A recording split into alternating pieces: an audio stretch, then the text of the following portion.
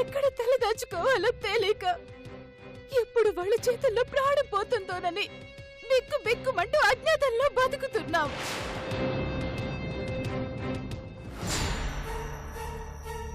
నేను ఇలాంటి భయంకరమైన పరిస్థితుల్లో ఉంటే మీరు మాత్రం మీ పనులు మీరు చేసుకుంటూ మీ బతుకు మీరు బతుకుతూ హాయిగా ఉన్నారు. ఏంట్రా ఆలోచిస్తున్నావు? నీ తల్లి ఆజ్ఞాపించింది, చెప్పింది చెయ్యి.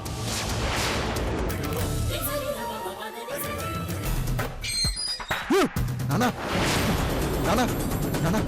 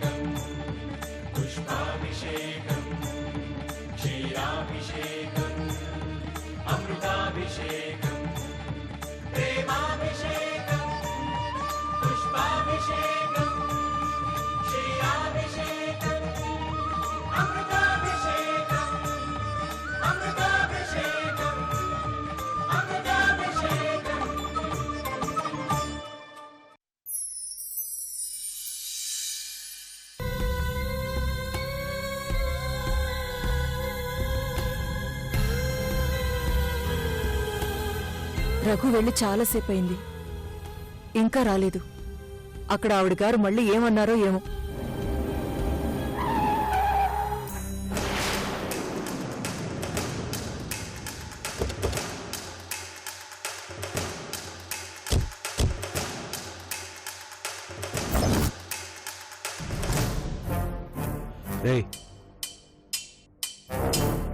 చూచికే అక్కడ జరిగిన విషయం అమ్మకి చెప్పద్రా.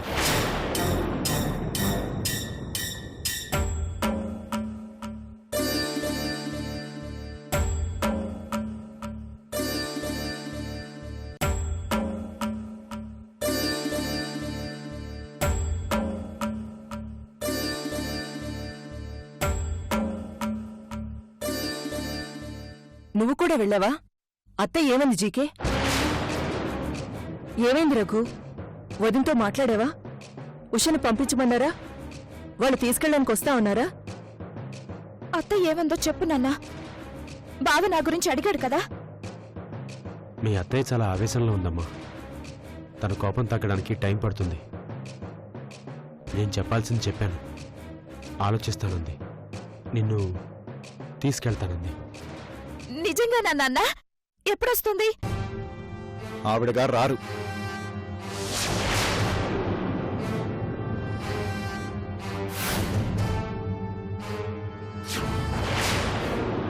చెప్తున్నానా, ఈ జన్మకి రాదు. జీకే, నీకేం చెప్పాను, నువ్వేం చేస్తున్నావు?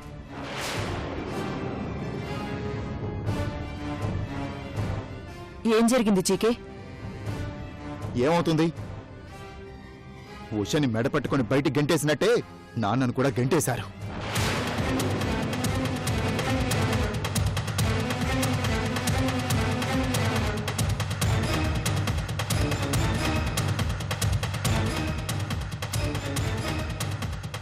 ఏం మాట్లాడుతున్నావు జీకే? అవునమ్మా, జరిగిందేదో జరిగిపోయింది, గతం మర్చిపోండని రాజీ కుదర్చడానికి వెళ్ళానమ్మా. కళ్ళారా నా తండ్రిని గెంటేయడం చూసొచ్చానమ్మా.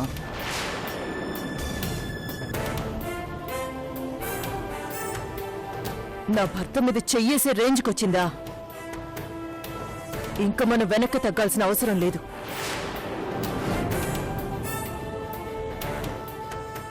అవునమ్మా, ఏం జరిగితే జరిగింది.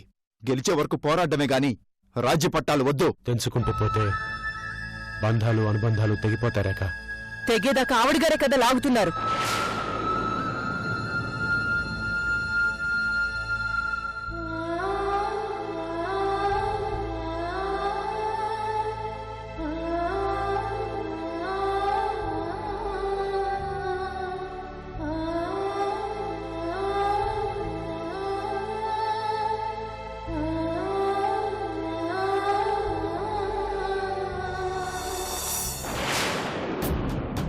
ఏంటమ్మా నువ్వు చెప్పేది? అవును అంకుల్, ఇమీడియట్ గా పల్లవి కేసుని రీఓపెన్ చేయించాలి. దాని వలన ఉపయోగం ఏముంది? చాలా సమస్యలకు పరిష్కారం ఒకే చోట ఉండిపోయింది అంకుల్. పల్లవి కేసు రీఓపెన్ తోనే అవన్నీ సాల్వ్ అవుతాయి. ఉండాల్సిన సమస్యలు చాలా ఉన్నాయి, తేల్చాల్సిన సమస్యలు చాలా పడున్నాయి. వాటన్నిటి గురించి ఆలోచించడం మానేసి కొత్త సమస్యను తలపై వేసుకోవడం ఎందుకమ్మా? నేను తీర్చాల్సిన మొదటి సమస్య, నేను శిరీష్ స్థానంలోకి రావడానికి ముఖ్య కారణం పల్లవికి న్యాయం జరగడం కోసమే అంకుల్. నా కూతురు చచ్చిపోయి 3 నెలలవుతోంది. చచ్చిపోయిన దానికి ఇంకేం న్యాయం జరుగుతుంది? వదిలేయమ్మా. ప్రతి ఆడపిల్లలోనూ ఒక పల్లవి ఉంది, ఒక నిర్భయ ఉందని శిరీష్ చెప్పిన మాటలు వాస్తవం అంకుల్.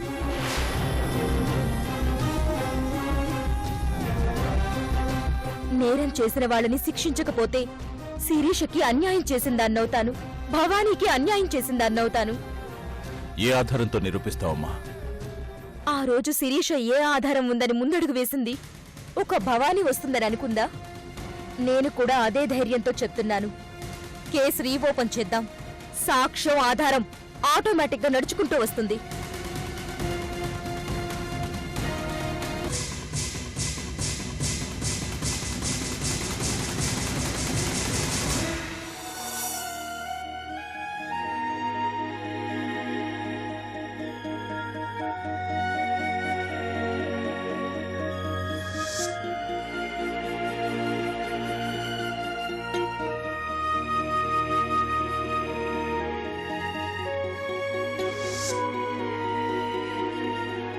జీకే, నిద్రపోకుండా ఒంటరిగా కూర్చొని ఏం ఆలోచిస్తున్నావురా? నీ గురించే నాన్న. రేపు నన్ను అరెస్ట్ చేయాల్సిన పరిస్థితి వస్తే ఎలా అన్నా? నా కొడుకు డ్యూటీకి ఎక్కువ ఇంపార్టెన్స్ ఇస్తాడు. అది నా గర్వకారణమే. అరెస్టు గురించే కాదు నాన్న, మిమ్మల్ని తర్వాత బయటకెలా తీసుకురావాలి అన్న దాని గురించి కూడా ఆలోచిస్తున్నాను.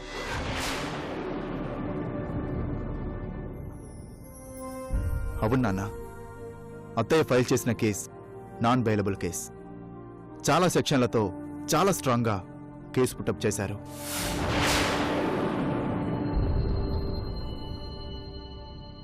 నువ్వొక క్రిమినల్తో చేతులు కలిపావని, కమల్ మామయ్య ప్రాణం పోయేంత వరకు కావాలనే ఎవరికీ చెప్పలేదని, మామయ్య బయటకు వెళ్లడానికి ప్రయత్నిస్తుంటే నువ్వే అడ్డుకున్నావని, వాళ్ల ప్రాపర్టీ కోసమే ఇదంతా చేశావని, ఒకటి కాదు చాలా సెక్షన్లతో నిన్ను అరెస్టు చేయించడానికి ప్లాన్ చేసింది. అవన్నీ నిజమని పొరపాటున కోర్టు నమ్మితే నీకు శిక్ష పడ్డం ఖాయం నాన్న. పడనీరా. నిజంగా నేను చేసింది తప్పే అయితే నాకు శిక్ష పడ్డమే కరెక్ట్. నాన్నా? అవును జేకే, వాళ్ళు అన్నారని కాదు కానీ ఆ టైంలో నిజంగా నేను రాంగ్ డెసిషన్ తీసుకున్నాను. దానికి నాకు శిక్ష పడ్డంలో తప్పులేదు.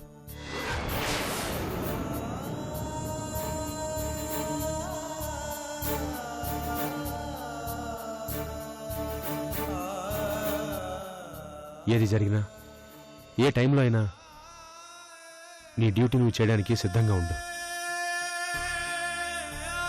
పదరా.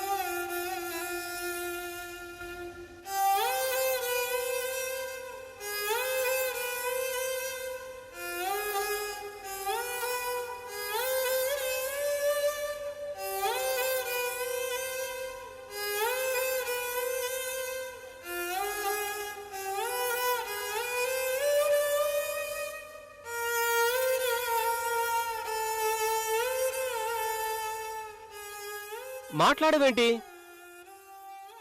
మీరు మాట్లాడలేదని. మీరా? ఇదేంటి ఇలా అంటుంది? మీరా?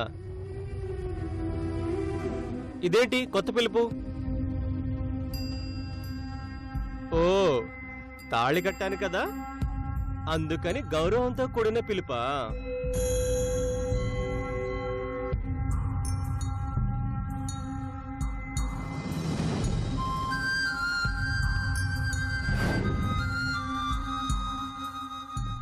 ఇండియన్ సెంటిమెంట్స్ అంటే నీకు చాలా ఇష్టం కదా, అందుకే భర్తని మీరు అని పిలుస్తున్నావన్నమాట.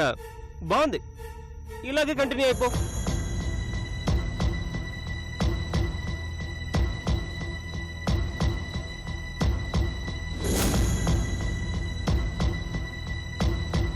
ఓకేనా? మాట్లాడవేంటి? ఏం లేదు, ఆఫీస్కి బయలుదేరాను, కార్లో ఉన్నాను. హస్బెండ్ కోసం 5 నిమిషాలు వెయిట్ చేస్తే పోయేదేం లేదు మేడం.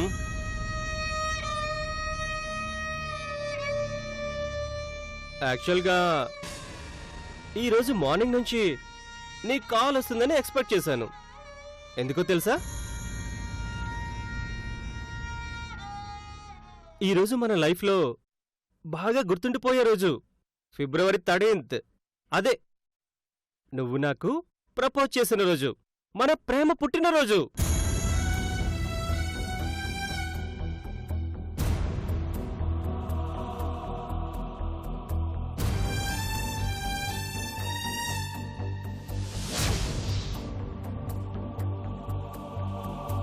ఒక్కరోజు ఆగి 14th చేస్తుంటే బాగుండేది కదా. ఫిబ్రవరి 14th గ్రాండ్గా సెలబ్రేట్ చేసుకునేవాళ్ళం.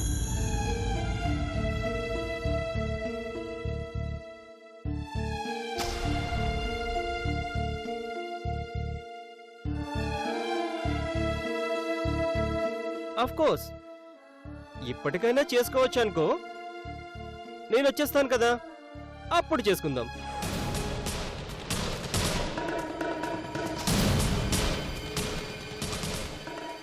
ఈ రోజు నీతో ఒక మాట చెప్పాలనుంది. అదేంటో తెలుసా?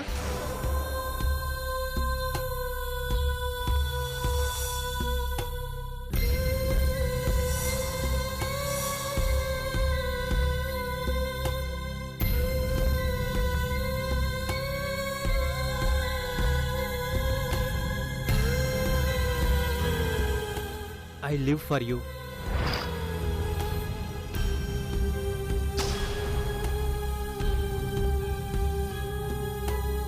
I die for you.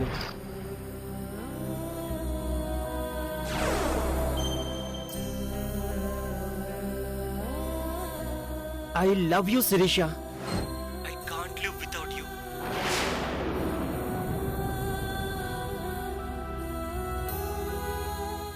You are my sweetheart. You are my life.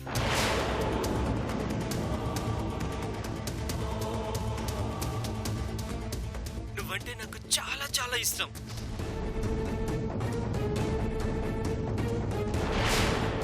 నువ్వంటే నాకు పిచ్చి. I love you so much Sirisha. నిన్నెంతగా ప్రేమిస్తున్నానో నేను మాటల్లో చెప్పలేను.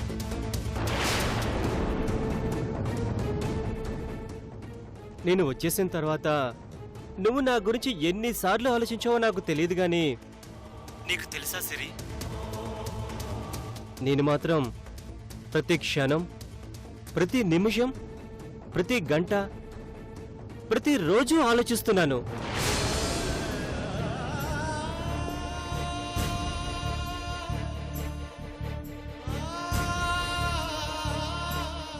నా శ్వాస, నా ఆశ, నా ధ్యాస అన్నీ అన్నీ నువ్వే.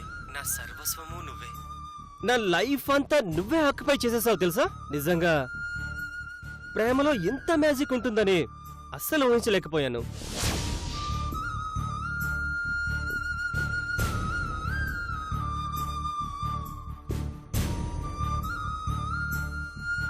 ఈరోజు నా ప్రేమదేవత దగ్గర నుంచి ఖచ్చితంగా బహుమతి తీసుకోవాలని ఫిక్స్ అయ్యాను.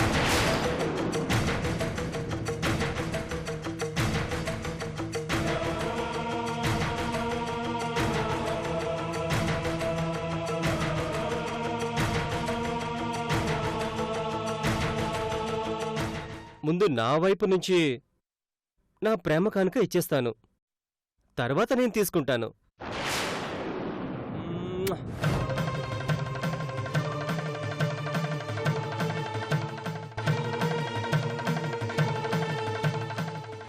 నేనిచ్చానుగా.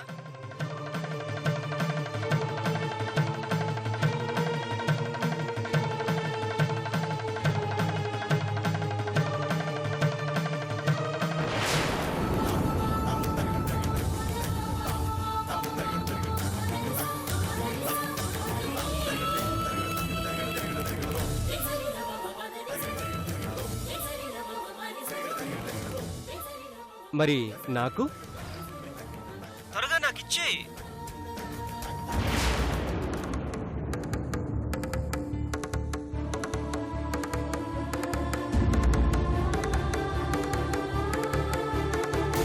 తొందరగా ఇచ్చేయి, తొందరగా ఇచ్చేయి.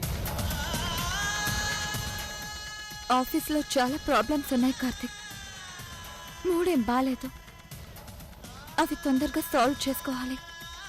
అవునా? ఏమైంది శిరీష? బిజినెస్ ఒక రేస్ లాంటిది. ఒక్కోసారి మనం వెనకబడిపోతూ ఉంటాం. అప్పుడు ప్రాబ్లమ్స్ తప్పవు కదా. శిరీష ఇప్పుడు రేసులో నంబర్ 1లో ఉంటుంది. ఉండాలి కూడా.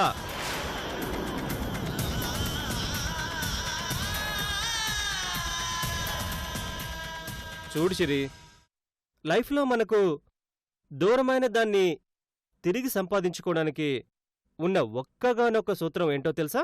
పోగొట్టుకున్న చోటే సంపాదించుకోవడం.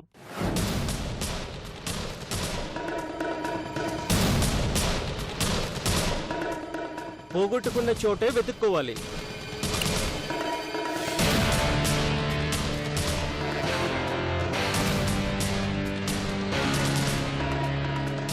పెద్ద సమస్యలు ఇలాంటి చిన్న థాట్స్తోనే సాల్వ్ అయిపోతాయి.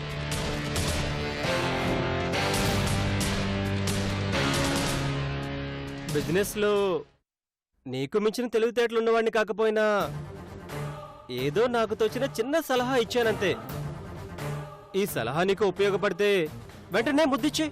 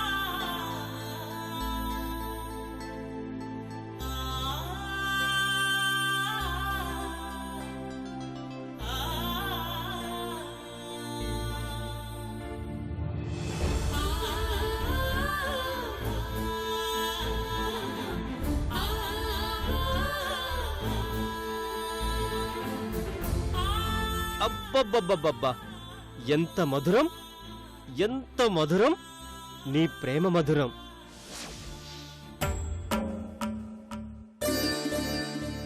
నీ మాట మధురం, నీ ముద్దు ఇంకా మధురం.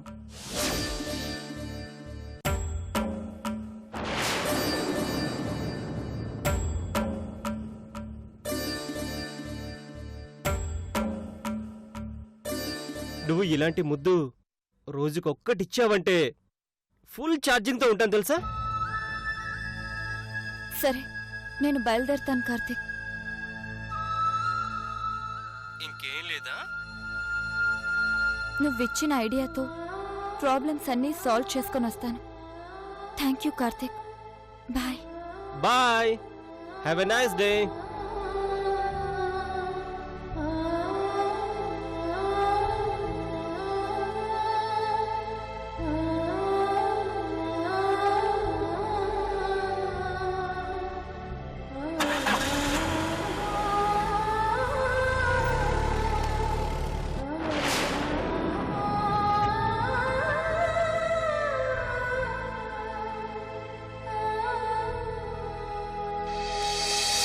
గతాన్ని గుర్తు చేసుకోవటానికి వచ్చావా? నీ కడుపులో కత్తి దిగింది ఇక్కడే, నీ రక్తం చిందింది ఇక్కడే. అన్నీ గుర్తున్నాయా కోడలే? వాట్? ఎస్ సీఏ గారు, నా భర్తని చంపింది చంపించింది ఈ జీకే తండ్రి రఘునే.